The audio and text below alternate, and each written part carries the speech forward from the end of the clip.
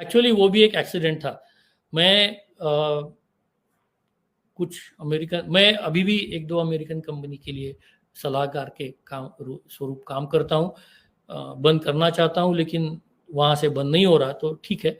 तो लेकिन उस टाइम हम कुछ बात कर रहे थे और मैं ये कह रहा था मेरे उस कंपनी के लोगों को और दोस्तों को कि ये जो सब इलेक्ट्रॉनिक्स का डेवलपमेंट हो गया है गए 5-6 साल में, जिसमें से जिसको हम कमोडिटाइजेशन बोलते हैं कि आप इलेक्ट्रॉनिक्स का कुछ भी करना चाहो तो आपको छोटे छोटे कंपोनेंट्स मिल जाएंगे, जिसको हम कंपोनेंट्स ऑफ द शेल्फ ऐसा भी कहते हैं।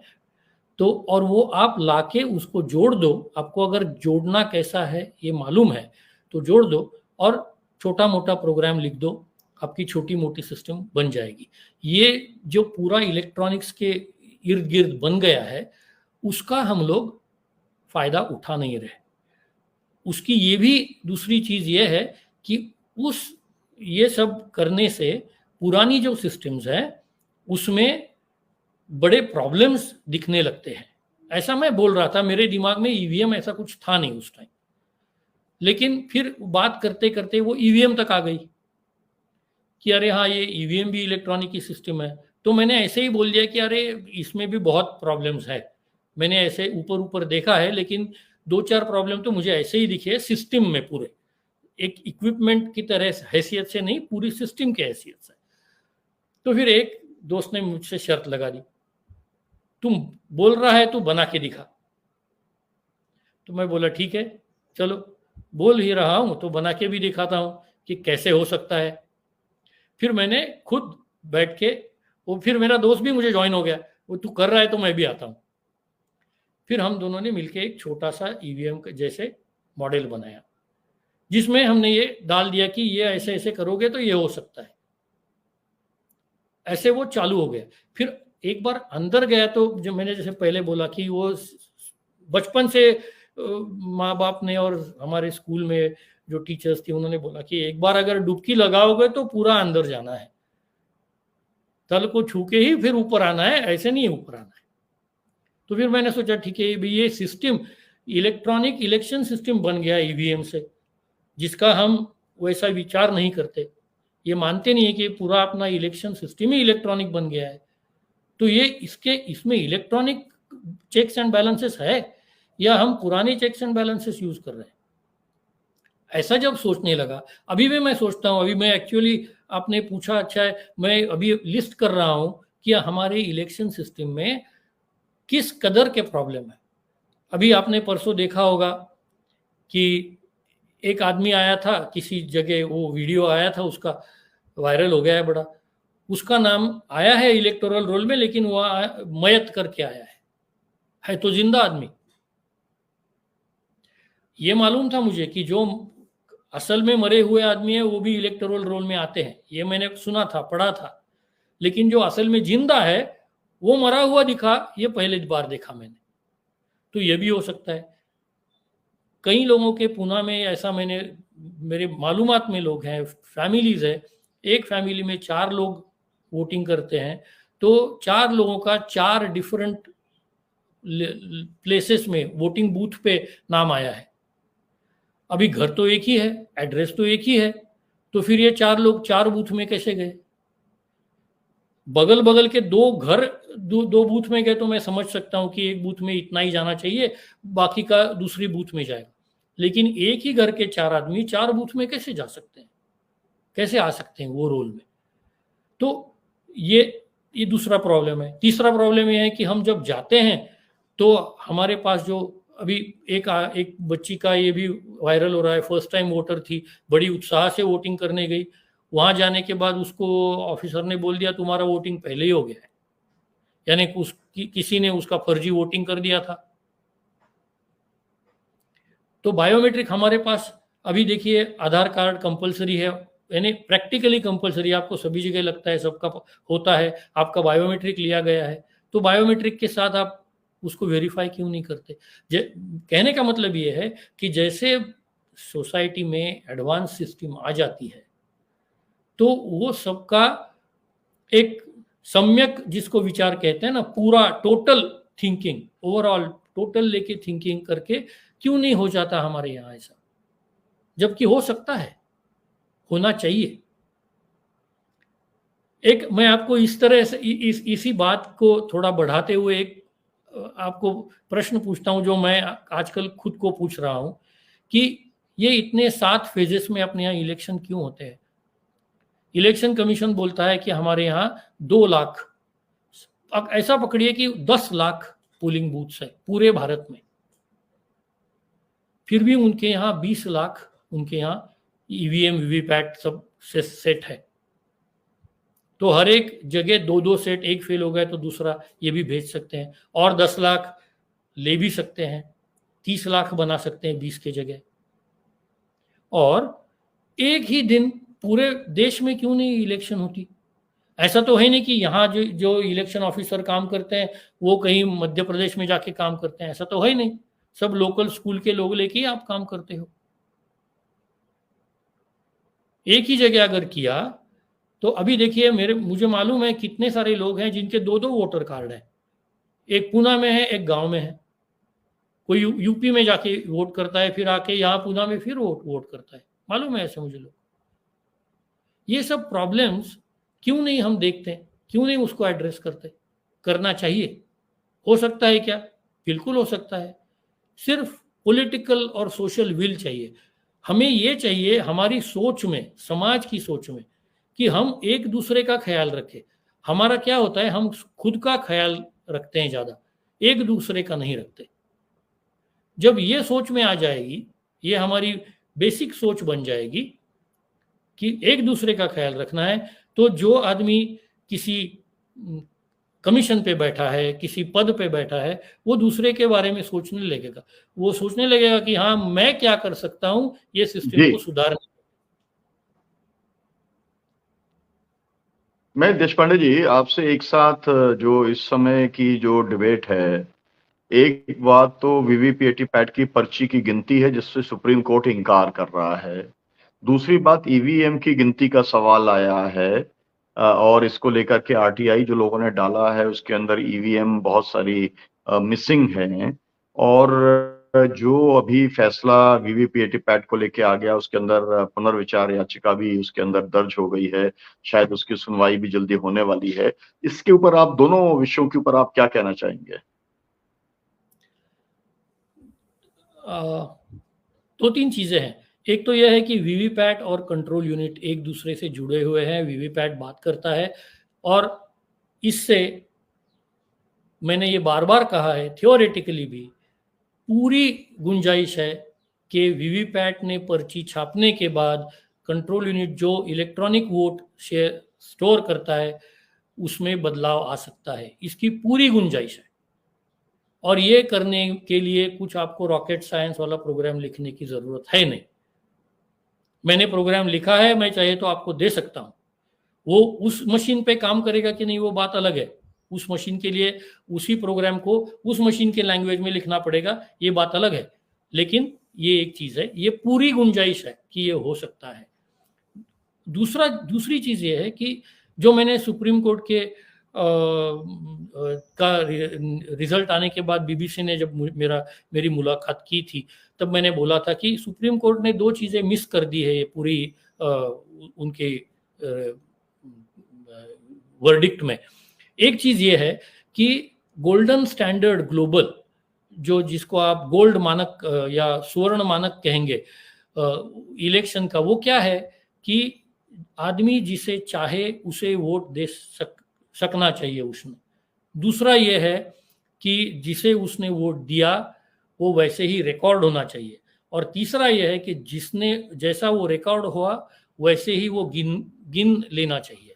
तो अभी अपने सिस्टम में अगर देखेंगे आप, तो बैलेट यूनिट पे जब मैं बटन दबाता हूं तो जो एलईडी लगता है वो मुझे बताता है कि हाँ, जिसे मैं चाह रहा हूं उसे ही मैं वोट दे रहा हूं। कास्ट एज इंटेंडेड इंग्लिश में, जैसे मैं चाहता हूं वैसे ही मैं वोट दे रहा हूं। जब वीवीपैट का पर्ची आती है वो मैं देखता हूं कि हाँ, जिसके सामने मैंने दबाया था बटन उसी का चिन्ह मुझे दिख रहा है। दैट इट टेल्स मी कि it is being recorded as caste, जैसे मैंने दिया वैसे ही वो रिकॉर्ड हो गया। तो अभी तीसरा जो स्टेप है, काउंट एज रिकॉर्डेड, तो गिनती करते समय जो रिकॉर्ड हुआ है उसी की गिनती करो, तो पर्ची की ही गिनती करनी पड़ेगी। जो मैंने देखा ही नहीं, मुझे एक भी ऐसे मतदाता आप अगर दिखाओगे कि जो बोल सकता है कि मैंने कंट्रोल यूनिट का इलेक्ट्रॉनिक वोट देखा है, वो मैंने दिया वही है, कोई देख ही नहीं सकता ना उसको। इसीलिए तो वीवीपैट लाया क्यों? क्योंकि वो उसको कोई देख नहीं सकता। जो देखा है उसी की गिनती करो। तो इवन ये फंडामेंटल जो डेमोक्रेटिक वोटिंग का जो फंडामेंटल है, उसमें भी इलेक्शन सुप्रीम कोर्ट का जो निर्णय है वो मार खा जाता है, वो गलत साबित होता है कि ये आपने ऑनर नहीं किया। ये एक चीज। दूसरी चीज ये है कि वो बोल रहे हैं कि हम प्रोग्राम में बदल किया गया है कि नहीं, वो एक बार वैलिडेट करेंगे। अगर कोई जो हरा है उसने अगर कंप्लेंट की, तो प्रोग्राम में बदल तो होने वाला ही नहीं है, प्रोग्राम में बदल करने की जरूरत ही नहीं है। बदल तो डेटा में होने वाला है, और डेटा आप नहीं ये कर रहे। डेटा की गिनती आप करेंगे तभी पता चलेगा, एक। और दूसरा, जो एसएलयू में जो डेटा है, सिंबल लोडिंग क्या है ना गड़बड़, कि मैं अगर आपको बोलता हूं कि ये मेरे पास एक यूएसबी है, मैं आपके कंप्यूटर में डाल रहा हूं और उसमें मैं 10 फाइल कॉपी करने वाला हूं। आप मेरे ऊपर भरोसा रखते हैं, मैं 10 फाइल कॉपी कर रहा हूं। आपको ये नहीं मालूम कि मैं 10 कह के 11 फाइल कॉपी करता हूं या नहीं। मैं 11 भी कर सकता हूं। अगर आपके फाइल कंप्यूटर में पहले से ही 5,20,254 फाइल है, तो आपको ये थोड़ी मालूम होता है कि इतनी फाइल है। आप मेरे ऊपर भरोसा करते हो, 10 कर रहा हूं, 10 करेगा। मैंने 11वीं की, और वो 11वीं में अगर वायरस ऐसे ही तो आता है ना, आपको पता ही नहीं चलता। वो जो अनसीन हिडन जो डेटा आ सकता है, उसके लिए आप एसएलयू की जांच थोड़ी कर रहे हो। आप बोल ही नहीं रहे हो एसएलयू को सील करो, उसकी जांच करो, आप ये बोल ही नहीं रहे। एसएलयू में अगर एक्स्ट्रा डेटा है, अभी समझिए हर एक का इमेज है ऐसा बोल रहे हैं, 10 समझेंगे, 10 प्रत्याशी है, 10 उम्मीदवार हैं, 10 इमेज डाल दिए, और फिर मैंने उसके बाद एक नंबर डाल दिया 3 समझो, या 5। अभी जो प्रोग्राम है वीवीपैट का, वो पढ़ता है सब, और उसको अगर बताया गया है कि अगर नंबर आपको आ गया लास्ट का, तो वो जो नंबर है ना, उसको हर चौथा वोट आपको नहीं देना है, कुछ भी आ जाए यहाँ। और वीवीपैट का प्रोग्राम ये पड़ गया 5 नंबर। अभी मैं 5वां मतदाता हूं, मैंने वोट दिया था 3 नंबर को, वीवीपैट को आ गया 3 नंबर, वीवीपैट ने पर्ची छापी 3 नंबर की, और फिर कंट्रोल यूनिट को बोला छापा 3, सेव कर लो 5। और ये इतना सब बोलने की जरूरत नहीं है, 3,5 ऐसा भी बोल दिया तो कंट्रोल यूनिट का प्रोग्राम अगर ये कॉमा और 5 का मतलब समझता है, जो आसानी से लिख सकते हैं, कोई भी अच्छा प्रोग्रामर ये आसानी से लिख देगा। तो वो कंट्रोल यूनिट अभी तक सेव किया नहीं है। देखिए आप प्रोसेस, जब वीवीपैट का रिस्पॉन्स आता है, उसका उत्तर आता है, वो बोल देता है कि मैंने छापी पर्ची, तब जाके कंट्रोल यूनिट अपना वोट सेव करता है। तो अगर वीवीपैट ने बोला मैंने छापा है 3, तुम 5 सेव कर लो, और उसने 5 सेव कर दिया, तो 5 नंबर के प्रत्याशी को 20% वोट तो ऐसे ही मिल गए। किसके पास उसका सबूत है? किसने देखा है? वो देखा ही नहीं है। और इसके लिए अगर ये सोर्स कोड उन्होंने पब्लिश कर दिया, तो प्रॉब्लम क्या है? सुप्रीम कोर्ट बोलता है कि सोर्स कोड पब्लिश किया तो डेंजरस है। अभी देखिए इसमें भी लॉजिकल एरर कितनी है। एक तरफ हम इलेक्शन कमीशन का सब कुछ मान लेते हैं, वो बोलते हैं कि हमारा मशीन है, हैक नहीं हो सकता, चलो मान लिया। बोलते हैं कि हमारा प्रोग्रामर है, जो ओटीपी वन टाइम प्रोग्राम है, बोले वो चिप बाद में प्रोग्राम हो ही नहीं सकती, चलो मान लिया। वो बोलते हैं कि ये जो प्रोग्राम अंदर लिखा हुआ है वो कुछ महीने पहले लिखा हुआ है, तो तब गुंजाइश ही नहीं थी कि मालूम ही नहीं था कहाँ कौन सा यूनिट जाने वाला है, तो उसमें कुछ गड़बड़ी की गुंजाइश नहीं है। चलो मान लिया, कुछ महीने पहले प्रोग्राम लिखा है। अभी अगर किसी को ये प्रोग्राम का सोर्स कोड मिल भी जाए तो वो प्रोग्राम उसमें डाल ही नहीं सकता ना, क्योंकि वन टाइम प्रोग्रामेबल चिप है। यानी जब तक उसके हाथ में वो ईवीएम ना मिले, वो उसको खोले, वो जो सोल्डर की हुई चिप है उसको डीसोल्डर करे, उसमें नई चिप डाले, उसको फिर सोल्डर करे, इतना सब जब करेगा तब प्रोग्राम बदल जाएगा। तो प्रोग्राम बदलने की गुंजाइश है नहीं। तो प्रोग्राम का सोर्स कोड आप ओपन करके रिस्क है कहां, किधर है रिस्क? लेकिन इसका उत्तर तो कोई देता नहीं है, क्योंकि हमारे समाज में कोई भी अपना उत्तरदायित्व मानता ही नहीं ना। वो प्रॉब्लम है हमारा, उत्तरदायित्व है ही नहीं।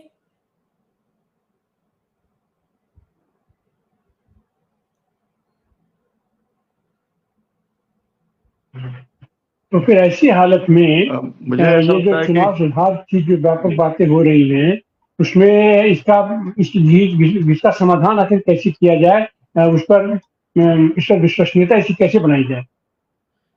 दो चीजें हैं मेरे ख्याल से। एक तो विश्वसनीयता सिर्फ ट्रांसपेरेंसी से आती है, पारदर्शकता से आती है। अगर हम पारदर्शी हैं तो विश्वसनीय हो जाते हैं। एक दूसरी चीज, अभी के इस हालात में, आज की तारीख में एक ही चीज है जो करनी चाहिए, वीवीपैट के स्लिप की काउंटिंग। क्योंकि वो स्लिप ऐसी है जो हर मतदाता ने देखी है। अगर उसको दूसरा सिंबल देखा है तो उसने कंप्लेंट भी की होगी, या कंप्लेंट करने की गुंजाइश है उसको।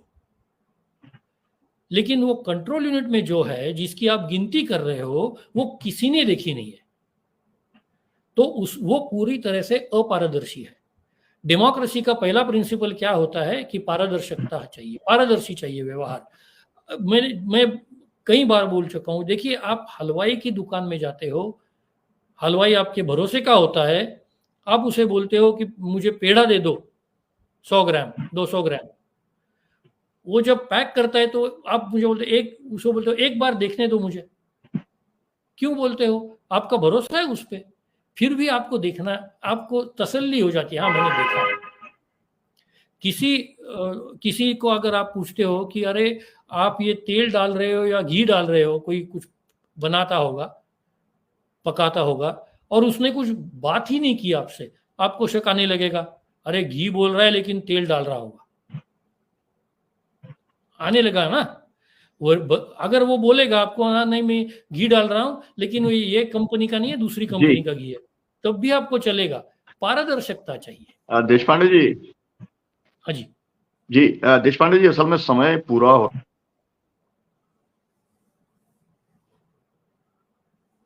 चाहूंगा कि आप मतदाताओं से 3 अभी 2 मिनट में। सर आपका सुनाई नहीं दे रहा। मतदाताओं से क्या? चलिए आप नीचे। आप ऐसी हालत में आप मतदाताओं से क्या कहना चाह रहे हैं? और खास करके आप अपनी न्यायपालिका आखिर इसको इस बात को क्यों नहीं समझना चाहती है कि उसकी पारदर्शिता बने? तो मतदाताओं को तो मैं हमेशा कहता हूं कि जाके वोट तो करना ही चाहिए, पक्का करना चाहिए। वो अपना अधिकार भी है और कर्तव्य भी है। जिसे चाहिए उसे वोट करो। वोट जब करोगे तो ये देखो कि आपको बीप आवाज सुनाई देती है कि नहीं, वीवीपैट की जो स्लिप है उस पर आपको जो चाहिए, जिसने आपको बटन दबाया है आपने, जिसके बाजू का वही सिंबल, वही चिन्ह दिखता है कि नहीं, वो देखो। पर्ची नीचे गिरती है कि नहीं, वो देखो। ये तो करना ही चाहिए। अगर ये नहीं होता तो आपके यहाँ जो कोई आपका दोस्त होगा, आपका पॉलिटिकल कार्यकर्ता होगा, राजकीय कार्यकर्ता, उसको बोलो कि मुझे नहीं दिखा।